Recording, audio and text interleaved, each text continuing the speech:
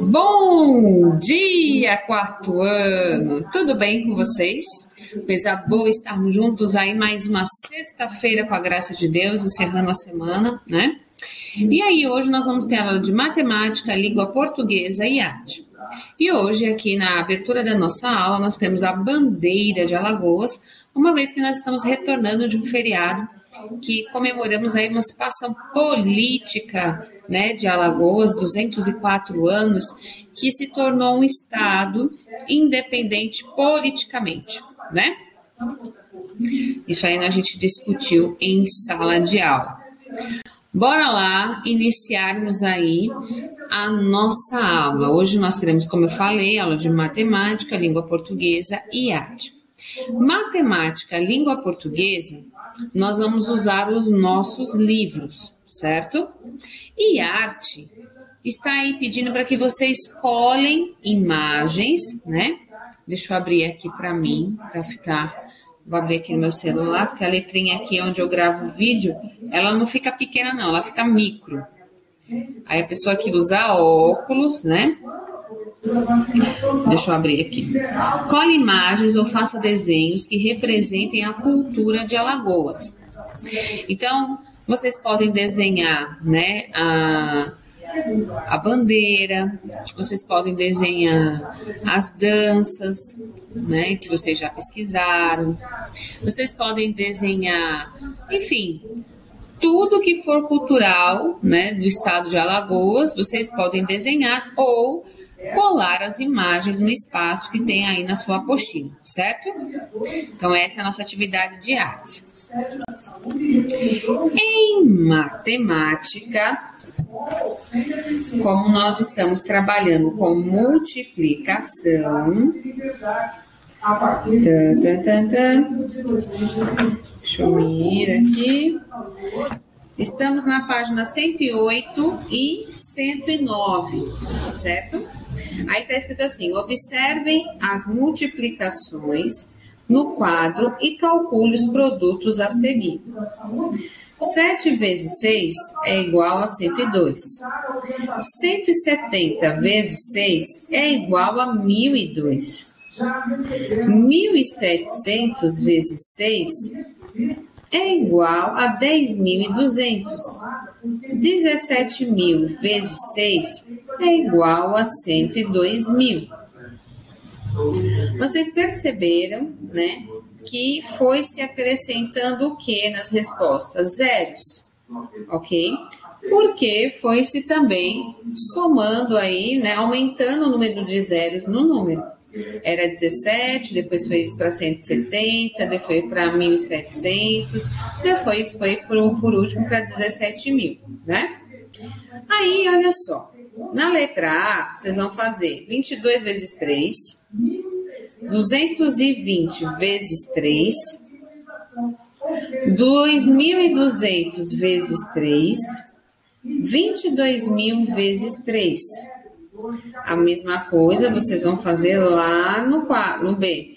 12 vezes 4, 120 vezes 4, 1.200 vezes 4, 12.000 vezes 4. Preste atenção que eu não quero que você faça a conta pela calculadora do seu celular. Eu quero que você aprenda a resolver essa continha. Então, você pode usar o seu caderno, colocar lá página 108, exercício 1, cálculo mental, e ali na folha do seu caderno você terá a opção de fazer o cálculo, tá? Porque 22 vezes 3 vai dar 66. Por que eu sei? Porque eu já sei a tabuada de cor. Então, 3 vezes 2, 6, dá unidade. 3 vezes 2, 6, dezenas, somando 66, né? E aí, dali para frente, eu quero que vocês vejam, façam a conta, para que depois a gente vá aprender a forma resumida, tá? Lá no 2, tá assim: veja como Augusto fez para calcular o resultado de 15.000 vezes 40. Augusto, ele pegou o número 15.000 e colocou lá 15 vezes 1.000, que vai ser igual a 15.000, vezes 4 vezes 10, que é igual a 40, 15 vezes 1.000, vezes 2, vezes 2, vezes 10. Ele foi decompondo o número, né? Ele foi partindo do maior para o menor, ele foi decompondo. Depois ele foi para 30 vezes 2, vezes 10.000, né? E aí 60 vezes 10.000 igual a 600.000. Essas cruzinhas, né? Essas linhas laranja, é o resultado aí das multiplicações que ele foi fazendo, certo? Tem aí 15.000, 15 vezes 1.000 que é igual a 15.000, 4 vezes 10 que é igual a 40, 15 vezes 1.000, 15 vezes 2 que é igual a 30, 1.000 vezes 10 que é igual a 10.000, 3 vezes 2 que é igual a 60, né? 60 vezes 10.000 que é igual a 600.000. Então, aqui ele foi fazendo vários cálculos para chegar, né, ao cálculo esperado, ao produto esperado, aliás, né? Porque é o resultado da multiplicação, nós chamamos de produto. E aqui tem umas questões para vocês responderem. Você acha mais fácil calcular o resultado 15 vezes 4 ou de 15 vezes 2? Converse com os colegas e o professor sobre o modo que Augusto fez para calcular o resultado de 15 vezes 40. Aí, lá na página 109, no exercício 3, diz assim: veja como Diego e Tamires fizeram para calcular mentalmente o resultado de 14 vezes 23. Então, tanto o Diego e a Tamires, eles traçaram uma estratégia de cálculo, tá? E aí você vai desenvolver a sua estratégia de cálculo e eu quero que você monte as continhas aqui e resolva as continhas da letra A F, certo? Então, a lição de matemática são só 2 folhas, está super sossegado. Vamos agora para a atividade de português, certo? Vou pegar aqui meu livro também. Eu percebi na sala de aula que o meu livro, ele marca uma página, mas no livro de vocês pode ser que esteja diferente, tá? Então, no meu livro é a página 93. Na sua pode ser a 94 ou 95. O título da página começa: Jogos e Brincadeiras. Letras voadoras. Preencha os quadros abaixo de acordo com o que se pede em cada um deles. Para isso, use as palavras que estão no tapete mágico. No último quadro, escreva uma palavra que substitua o símbolo estrela, né? Fique atento aí, né, ao uso de letras maiúsculas e minúsculas, né? Já é uma dica, porque nós vimos, né, que nós usamos aí, nós chamamos de substantivo próprio, nomes de pessoas, de lugares, de cidades, né, porque nós escrevemos com letra maiúscula. Todas as outras palavras nós escrevemos com letra minúscula. E isso na língua portuguesa nós chamamos de substantivo comum e substantivo próprio. Se eu disser a professora, vocês têm como saber qual é a professora que eu estou falando? Não, né? Agora, se eu disser a professora Rosângela, vocês vão saber que eu estou falando da professora Rosângela, porque eu mencionei o nome. Então, o substantivo próprio, ele tem esse nome porque ele particulariza uma pessoa, um lugar, né, em específico. Então, por isso, ele recebe, né, a letra, é escrito com letra maiúscula. Agora, se eu disser, como eu acabei de dizer, a professora, como eu não simplifiquei, professora acaba sendo um substantivo comum, porque tem muitas professoras, muitos meninos, muitas meninas, né? Então, por isso que a gente tem na língua portuguesa essa diferenciação. Então, aqui, o primeiro quadro, vocês vão ter que colocar aqui 2 substantivos próprios. Qual é aqui que tenha, né, características de substantivo próprio. Aí vocês vão escrever 4 substantivos comuns, que são escritos com letra minúscula. Um substantivo comum, algo muito valioso. Fácil, né? Um substantivo comum, aquele que realiza os pedidos de quem encontra a lâmpada mágica. Fácil também. O nome do lugar onde Aladim vivia. O nome da personagem que completa o título do conto Tararã e os 40 ladrões. Muito fácil, né? Essa atividade. E aí agora nós vamos para as 2 últimas atividades de língua portuguesa. Caminhos da língua.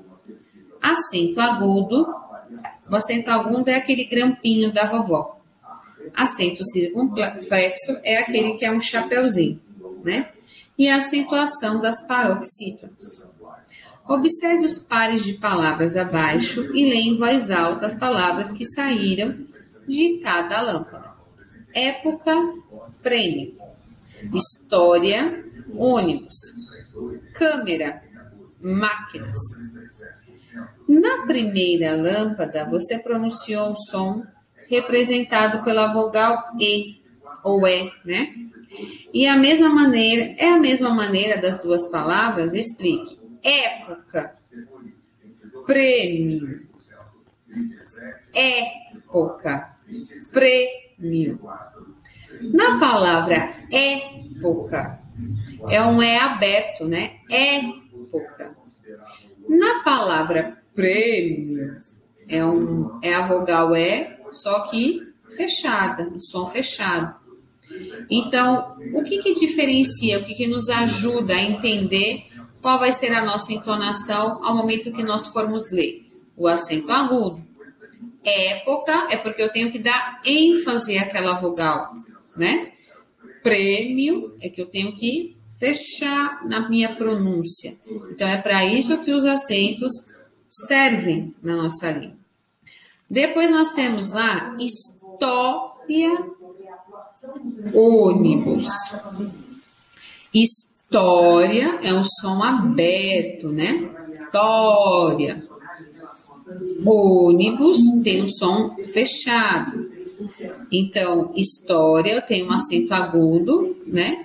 E ônibus, ele vai ter o chapeuzinho circunflexo, que é para sons abafadinhos. Câmera, máquina, né? Também tem a diferença, tem um A aberto em máquina e câmera, né? É um A tímido.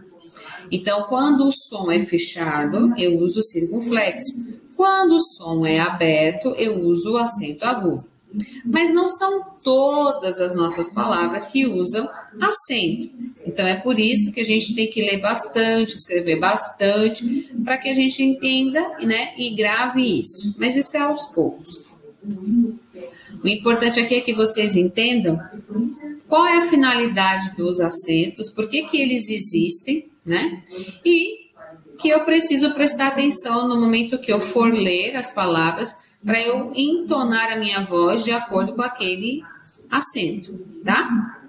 Na primeira lâmpada, você pronunciou o som representado pela vogal E. Da mesma maneira, nas 2 palavras, você vai explicar. Na segunda lâmpada, você pronunciou o som representado pela vogal O. Da mesma maneira das 2 palavras, explique. Repare que são 2 perguntas, tá? Então, presta bastante atenção nisso. C. E nas palavras da terceira lâmpada, a vogal A foi pronunciada da mesma maneira? Explique. D. Nessas palavras, aparecem alguns sinais sobre as vogais para indicar que elas são pronunciadas de um jeito especial. Quais são esses sinais? Né? Esses sinais são os acentos, né? É isso que vocês vão responder aí. Essa eu ajudei porque é um pouquinho mais difícil, né? Então, aí no quadro verde, que eu adoro esse quadro verde do livro de vocês, diz assim: o sinal que aparece nas palavras máquina, época, história, é chamado de acento agudo. O acento que aparece nas palavras câmera, prêmio, ônibus é chamado circunflexo, que é o chapeuzinho. Esses dois acentos indicam o modo como devemos pronunciar as vogais nas sílabas acentuadas. E aí, lá na página 95 ou 96, aí no seu livro, leia essas palavras, separe as sílabas delas e pinte a sílaba tônica. Nós, lá no início das nossas aulas, eu falei para vocês o que seria uma sílaba tônica. A sílaba tônica é a sílaba mais forte da palavra. Então, vamos separar a palavra gênio. Gênio. Quantas vezes eu bati palma? 2. Agora vamos falar a palavra prestando atenção. Gênio. Gênio. Qual é a sílaba mais forte? Ora, a sílaba mais forte é a G. Então, você vai pintar a sílaba G, certo? E vai separar a sílaba. Vamos agora à palavra genial. Quantas vezes eu bati palma? 3. Então, você vai separar essa palavra em 3 sílabas. Genial. Genial. Genial. Genial. Genial. Genial. Qual é a sílaba mais forte? Aí você vai pintar. Assim também você vai fazer com mágica e magia. Vai separar e vai pintar a sílaba mais forte, que nós chamamos de sílaba tônica, certo? Observando as palavras acima, é possível dizer que todas as sílabas tônicas têm acento? Por quê? É uma situação que vocês vão analisar. Aqui embaixo está dizendo para a gente separar as sílabas das palavras e pintar a sílaba tônica, ou seja, a sílaba que tem o som mais forte. Depois lá, essas palavras são oxítonas, paroxítonas ou proparoxítonas. Nós também já vimos lá no início do ano o que são palavras oxítonas, paroxítonas e proparoxítonas. A palavra oxítona é que ela tem a sílaba forte sendo a última sílaba, né? A paroxítona, ela tem a sílaba forte na penúltima sílaba, né? E a proparoxítona é na antepenúltima, né? Ou, penúltima. Então, vamos lá. A oxítona é que tem a sílaba forte, a última, né? A paroxítona, a penúltima. E a proparoxítona, a antepenúltima, né? Então, nós já vimos também. Então, aqui, essas palavras, amável, dócil, açúcar, caráter, oásis, júri, órfãos, órgão, são palavras paroxítonas, oxítonas ou proparoxítonas. Aí você vai escrever aqui. Depois embaixo, copie as palavras dos grupos adequados. As palavras terminadas em R, palavras terminadas com L, palavras terminadas com ão ou ãos, palavra terminada com I ou is, né? E aí diz assim: acentuam-se as paroxítonas terminadas em... Vocês vão colocar, né, quais paroxítonas são acentuadas, ok? Elas terminam com quais letrinhas? Vai estar aqui, porque vocês vão prestar atenção. Certo, gente? Sem mais delongas, até segunda-feira. Tenham um final de semana abençoado. Todos fiquem com Deus. Deus abençoe abundantemente cada um de vocês. Beijo grande.